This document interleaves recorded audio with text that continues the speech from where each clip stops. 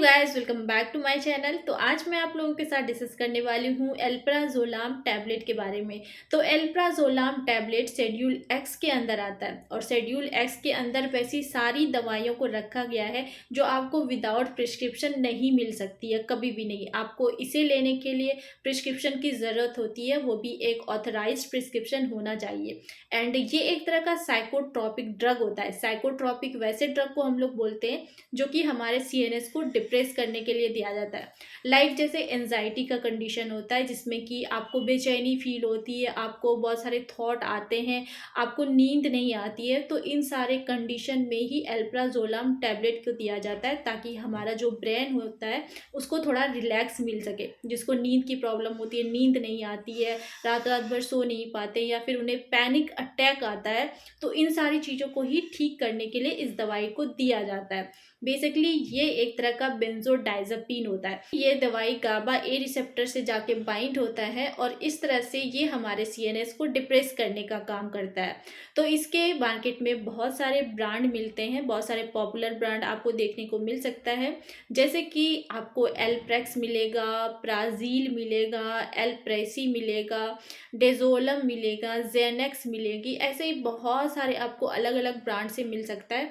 और इसके अगर स्ट्रेंथ की बात करें तो ये 0.25 mg, 0.5 mg, 1 mg, 2 mg और 3 mg में अवेलेबल होता है। और आपका जो कंडीशन होता है, लाइक कि आपको कितना पैनिक अटैक आ रहा है या फिर आपको आपके एंजाइटी का लेवल क्या है, उसके अकॉर्डिंग आपको दवाई का डोज दिया जाता है। और जब ये डोज दिया जाता है तो उस टाइम ध्यान में रखा जाता है कि इसे टाइम पर ही लिया जाए।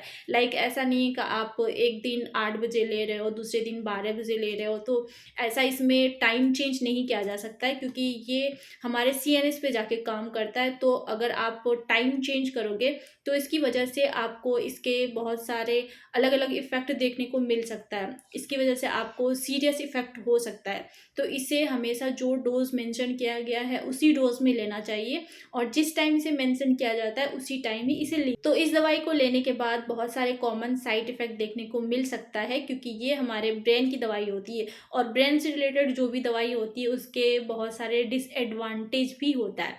तो ये दवाई लेने के बाद आपको डिजीनेस फील हो सकता है, आपको लेजीपन फील हो सकता है, आपको किसी चीज़ में मन नहीं लगेगा, कोई काम करने में मज़ा नहीं आएगा। तो ये सारी चीज़ें थोड़ा बहुत हो सकता है। और इसे लेने के बाद आपको कभी कभी कंपन भी फील हो सकता है, आपको ड्राई माउथ की प्रॉब्लम हो सकती है।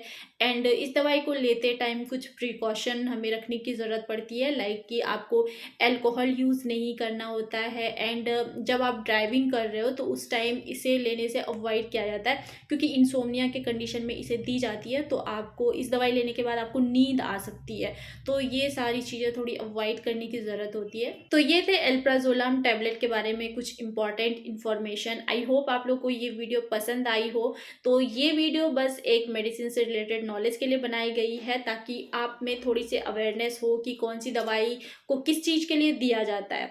तो आप कभी भी सेल्फ मेडिकेशन को प्रमोट ना करें, बस इसे नॉलेज के बेसिस पे देखें। तो ऐसे ही मेडिसिन से रिलेटेड इन्फॉर्मेशन पाने के लिए आप मेरे चैनल से जुड़ सकते हैं।